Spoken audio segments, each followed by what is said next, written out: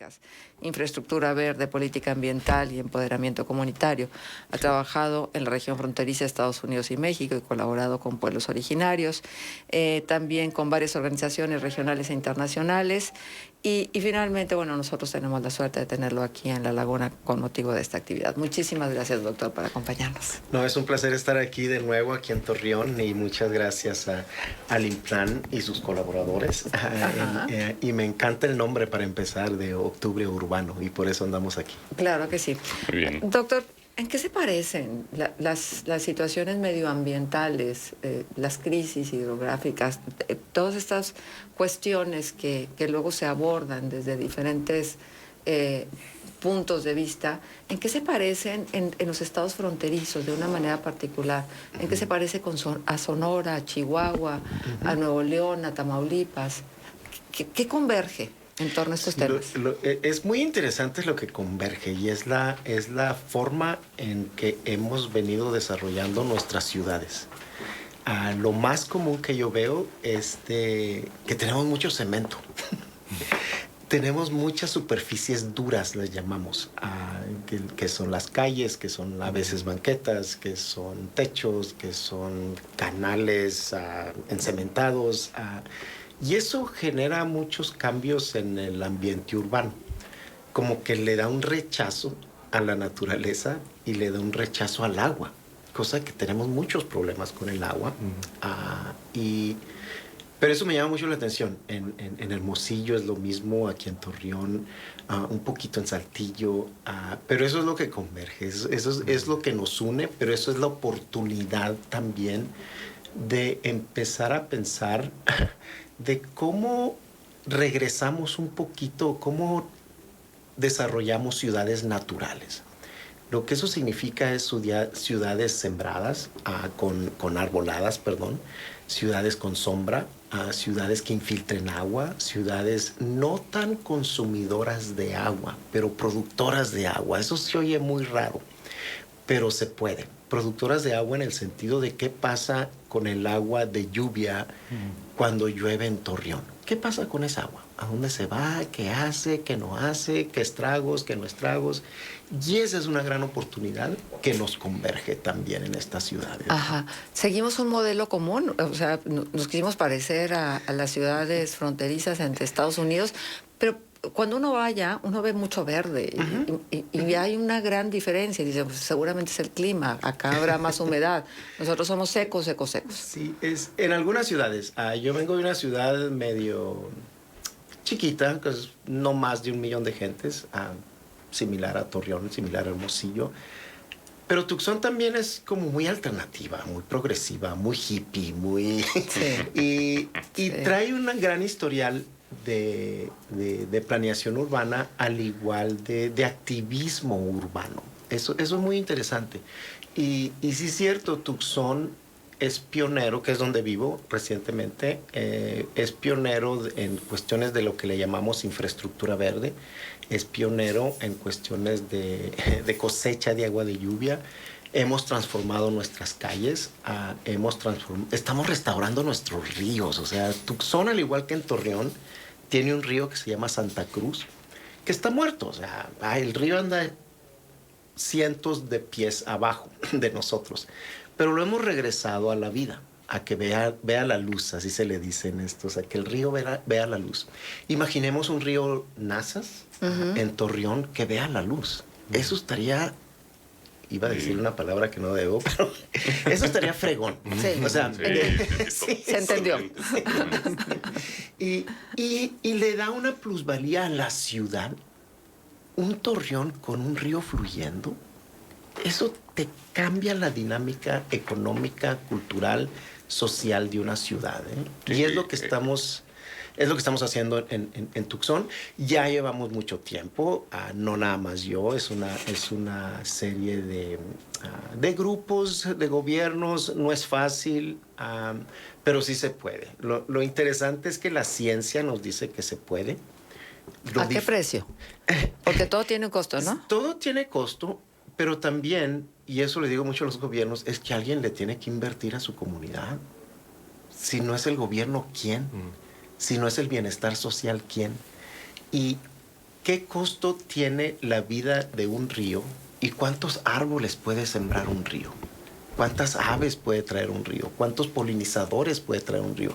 Y si le queremos poner precio a eso, el beneficio que estás obteniendo por ese costo es exageradamente alto. Pero además beneficios que tocan aspectos que van más allá del medio ambiente, ¿no? Por ejemplo, Sí. seguridad. Exacto. ¿No? Exacto. Que no logramos empatarlos o traslapar los temas. Sí, seguridad, ciudades más amenas, ciudades más sanas. Con más bienestar, con más calidad de vida. Es que se nota también cuando sueltan el agua por el río Nazas. Cada vez que hay una avenida, el ánimo social mejora. Mucha gente anda de buenas. No, salvo cuando se hacen los conflictos viales para cruzar de Gómez a Torreón, pero bueno, son cuestiones que se pueden resolver. ¿Cómo es el procedimiento de que un río vuelva a ver la luz? O sea, es que porque suena un poco complicado. Es complicado, pero es que esa es la tendencia que hemos venido haciendo en los tipos de desarrollo que tenemos. Todos queremos agua y todos consumimos agua. Todos, o sea, minería, agricultura, ciudad, hospitales, lo que tú quieras. Pero muy pocas veces nos detenemos. ¿Qué le estamos regresando al río? ¿Qué le estamos regresando a la naturaleza? Nomás estamos chupándole. Y si yo sigo tomando de esta botella, ¿qué va a pasar con este nivel? Pues va a bajar. Y los ríos por eso bajan, porque los mantos freáticos andan muy abajo. Para que un río fluya tiene que estar entre 0 a 10 metros el manto freático. Y ahorita que en Torreón, sinceramente no sé dónde ande, pero ande a andar más de 100 metros. Underground. Sí. Lo que hay que hacer es recuperar el manto freático. ¿Y cómo le hacemos? Ahí es donde entra la importancia de la infraestructura verde, ahí es donde entra la importancia de la eficiencia del uso del agua, ahí es donde entra la importancia de los balances hídricos que a mí me gusta mucho hacer. ¿Dónde se ve el agua? ¿Cómo lo estamos usando? ¿Y qué le estamos regresando a la naturaleza? Para seguir teniendo eso, ¿no? Estamos hablando con el doctor Joaquín Murrieta Saldívar, director de la Red de Restauración Fronteriza, y con Susana Stens, directora general de Medio Ambiente de Torreón. Quiero preguntarle a los dos, la experiencia nos dice que el principal elemento a resolver para lograr el rescate de los ríos es el factor económico. En la laguna, el río juega un papel muy importante en términos económicos y tal parece que ese es un obstáculo ya. Por ejemplo, el revestimiento de los canales que impide la filtración se debe a un factor económico. Entonces, ¿cómo resolver ese tema? ¿Qué se ha hecho en otras ciudades para resolver ese tema que parece que luego es totalmente contradictorio, que no se puede una cosa y la otra a la vez? Sí. ¿Quieres decir algo? Es muy interesante. Y hay que empezar desde la visión. A mí me gusta decir esto, de que somos una sola agua.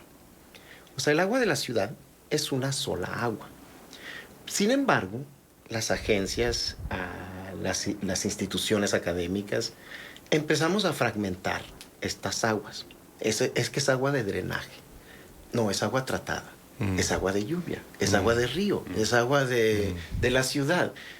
O es agua subterránea, es agua superficial. Y todos esos estamos fragmentados y cada uno tiene su punto de vista y visión y su ciencia y todo eso. Pero al final y su dueño. Sí, y su dueño. Pero al final somos una sola agua. ¿Cómo empezamos a dialogar? ¿Qué está pasando con el agua en Torreón? Agua, eso está bien raro. Agua siempre hay generalmente, pero depende de dónde la quieras poner. Y depende quién quiere pagar por esa agua. Y generalmente donde no la ponemos es en las zonas marginadas de una ciudad.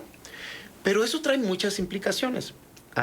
Lo común también es que hablamos mucho de cambios climáticos, de sequías y todo eso, pero es que no le estamos regresando nada a la naturaleza.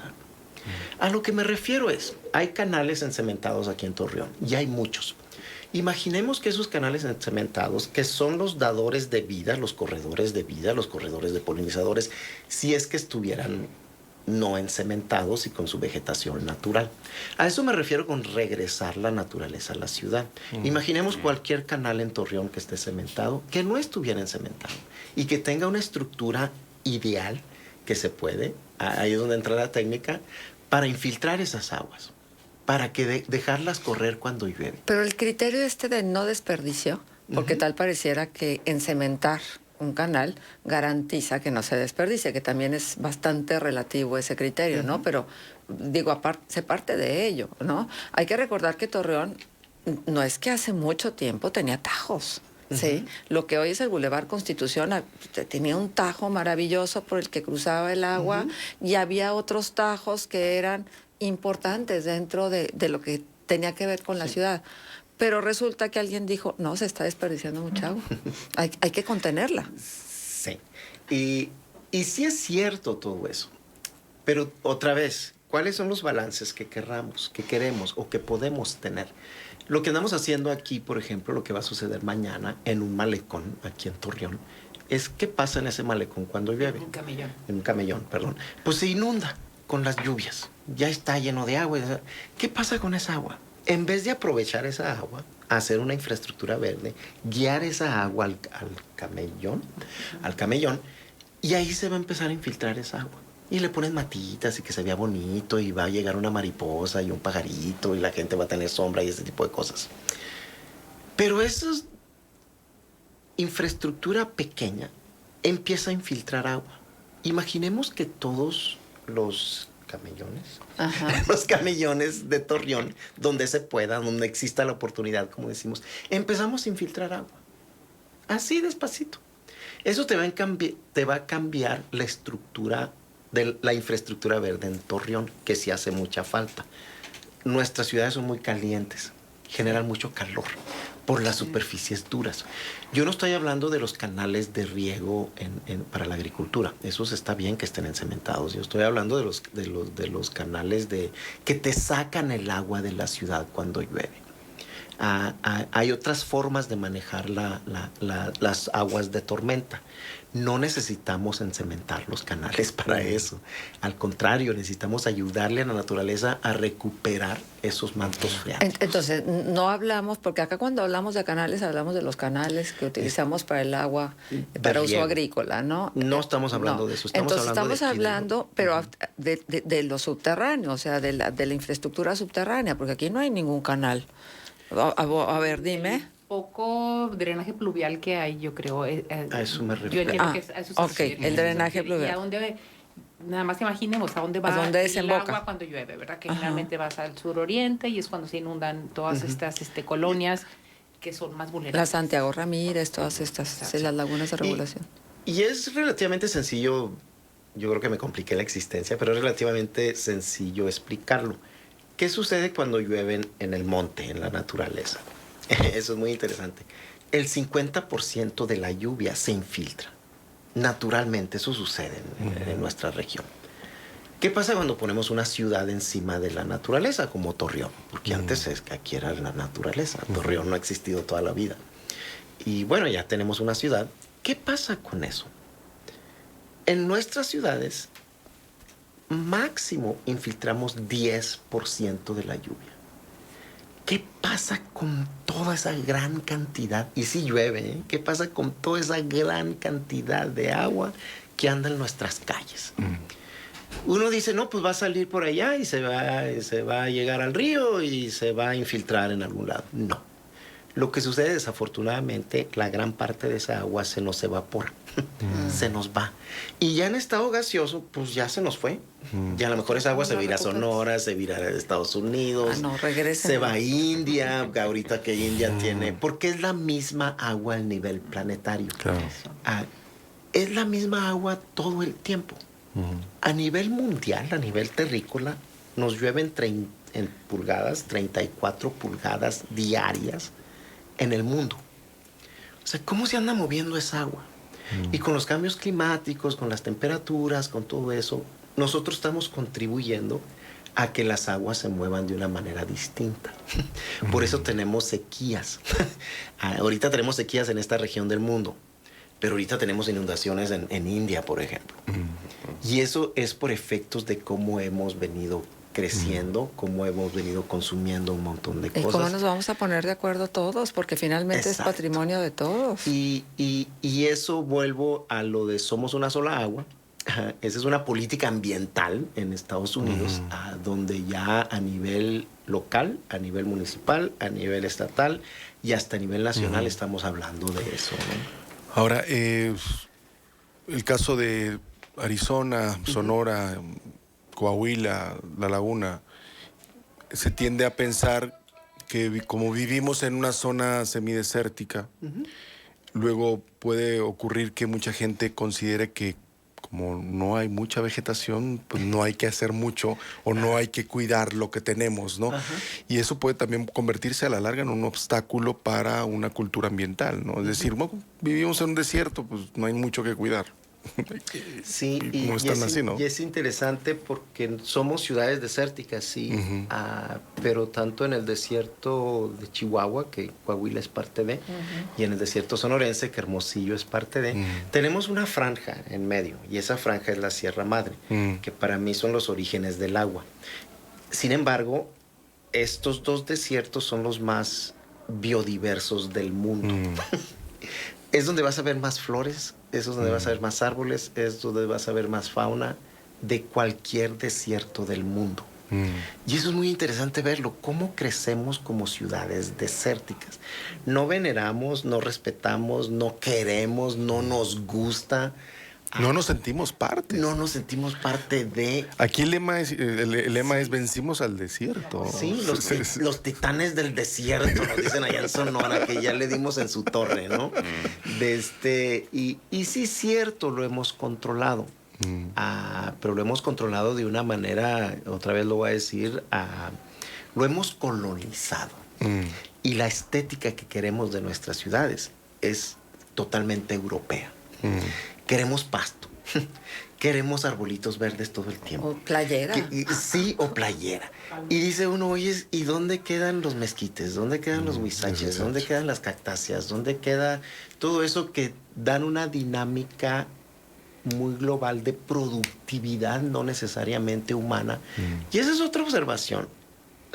No todo lo que hacemos tiene que ser humano. Hay que dejarle algo a la naturaleza. O sea, ¿dónde queda el polinizador? ¿Dónde queda la calidad del aire? ¿Dónde queda un río fluyendo? Porque todo lo queremos controlar para producir más cosas. Y esa es una cadena de consumo, y que está bien consumir, pero esa es una cadena de absorción, pero no de regresar. Estamos trabajando mucho con ganaderos en Sonora, y ellos son los que están restaurando los pastizales naturales. Ellos son los que están infiltrando el agua, y ahora, porque ya vieron los efectos positivos, están negociando con las mineras, por ejemplo, porque ya hicieron cosas. Es que mira, tú te estás chupando todo el agua.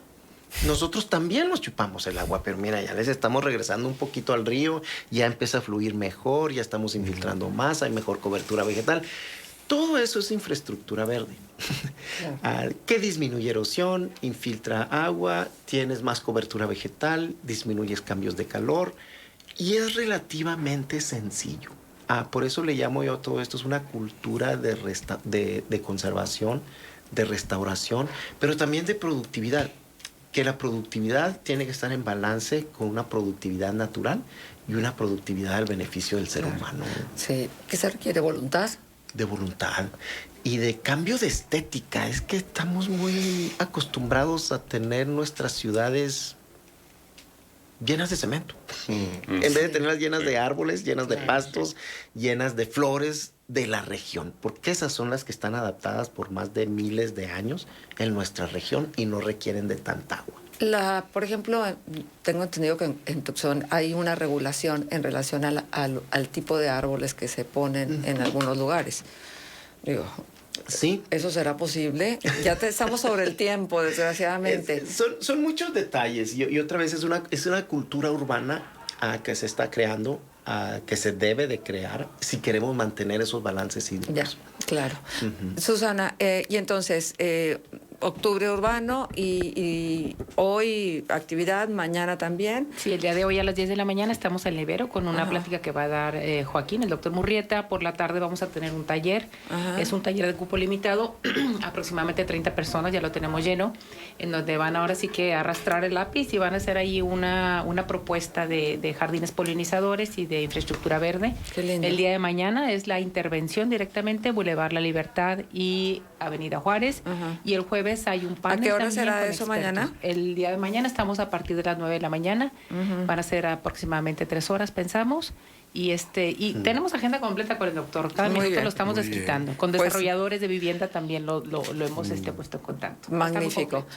Bienvenido a La Laguna una vez más, doctor. Es lo que dije ayer, creo, es de cómo iniciamos la cultura lagunera de los laguneros para tener nuestras lagunitas aquí en Torreón. Que así sea. Muchas gracias, Susana. Vamos a la pausa. Regresamos. Contextos. El programa